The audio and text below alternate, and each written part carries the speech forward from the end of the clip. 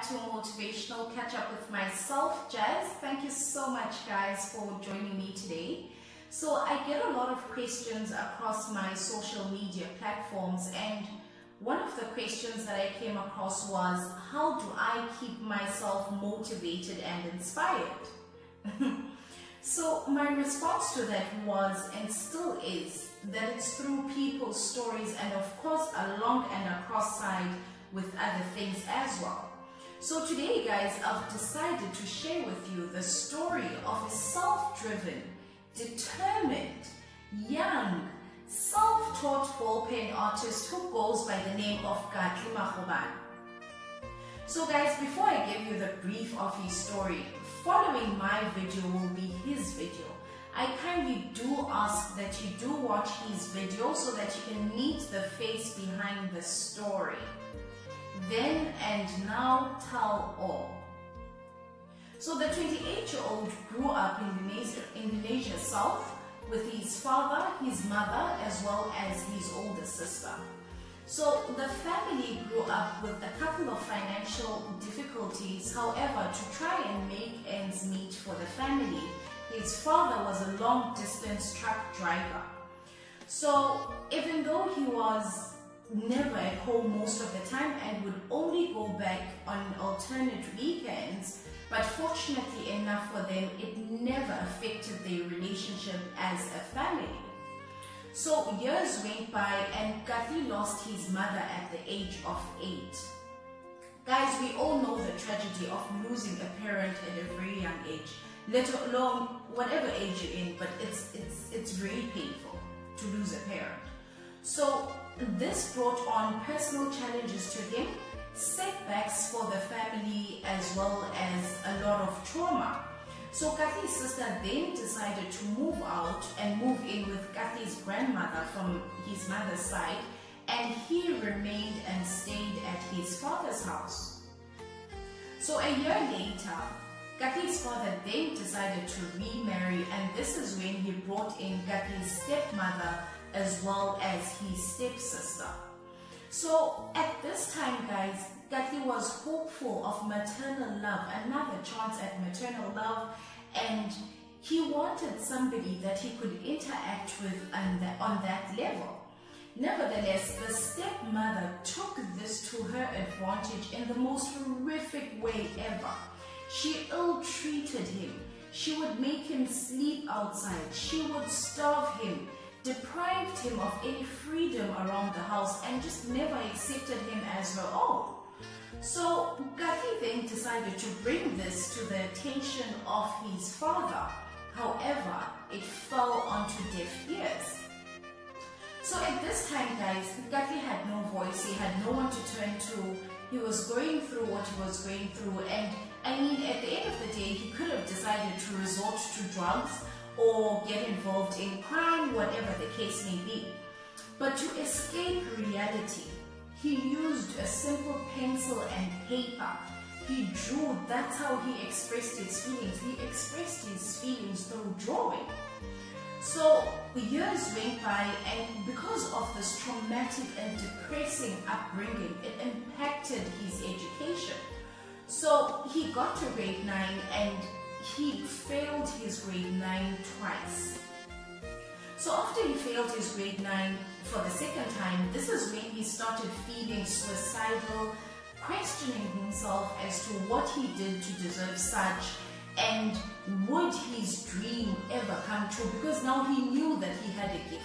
He had been drawing from a very young age, so he wanted this to be successful.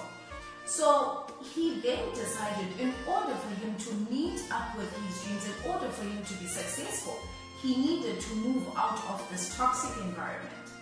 So he left his father's house, he went and stayed with his grandmother, and that's when he then decided to go back to school and enrolled into grade 9 for the 3rd time. He joined poetry classes and he joined gym as well.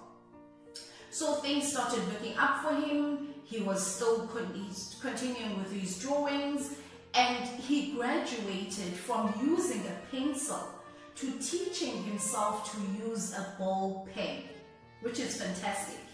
So nevertheless, in grade 11, he lost his grandmother, and this is when things then also started again to shatter for him, because now he had lost somebody he looked up to as a parent.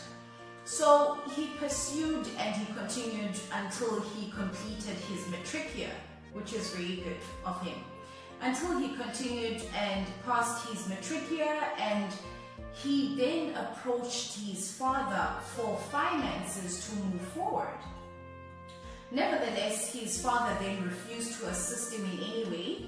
It could have been that he was, I don't know, somebody had something to do with it, but nevertheless, he refused and he was on his own financially. So to live and to be able to feed himself and also feed his dreams, he then decided to approach neighboring schools so he could draw for them in exchange for money. So he approached them, and fortunately enough for him, they did give him piece jobs here and there, and that was also never enough. So he also then approached an anonymous place to try and see if he could perform duties as a bouncer. So that happened as well. So he was working 2 jobs at that time, guys, and he felt obviously things were very difficult for him at that time. Working 2 jobs, he's not sleeping, he's drawing in the afternoon for the school so he can make a living, and as well he's performing duties as a bouncer at night. So he continued and he could at least earn a living at that time, and he had a couple of people supporting him, though it wasn't much, but supporting him here and there, and some months it would be quiet and dry.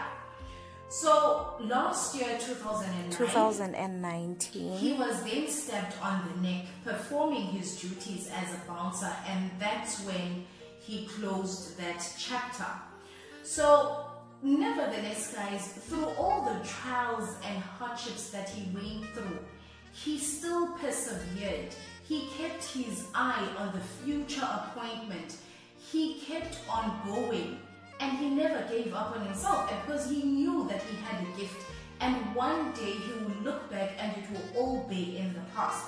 So I really encourage you guys today that whatever challenges that you're going through, there's people that could be going through worse than you are.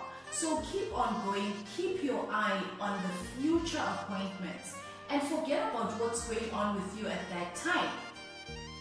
So guys, that is it from me today, and I really thank you, Gatli, for giving me an opportunity to tell your story on your behalf, and I wish you all abundance going forward. Guys, by the way, Gatli is at a place in his life right now where things are really looking up for him. He's getting calls from all over the world inquiring on his drawings, and just the other day he got a call from an anonymous person asking to buy all his drawings. So he is booked and busy. So fortunately enough, by God's grace, he's made it to that level. And if you do want to get in contact with him, however, you can find him on Facebook. He goes by the name of Katlima Khobane. If you can't contact him or he's not responding to your text, then you can inbox me on any of my social media platforms and I'll connect you to him. My name is Usnazum Kushelo. I go as Motivational Catch Up with Jazz across all my social media platforms, and I'll kindly ask you guys to please follow me on Facebook, Instagram, Twitter, and YouTube, and hit a like on my videos. Guys, again, I kindly ask you as well to please share my video to change or enrich somebody else's lives. I do understand that there are people that are out there and have no one to talk to. We are opening ourselves up to you guys for the help. If you need to talk, we're always there for you guys, and you can always contact me on any of my social media platforms. And again, guys, if you have any story that you think would inspire somebody else and you would like me to share it on your behalf, then feel free to contact me, and catch me next time for the next inspirational story. That's on Wednesday, again, Wednesday at 12 p.m. Thank you so much, guys, for sitting in with me today and listening to Gati's story. Stay blessed, guys. I love you. Bye.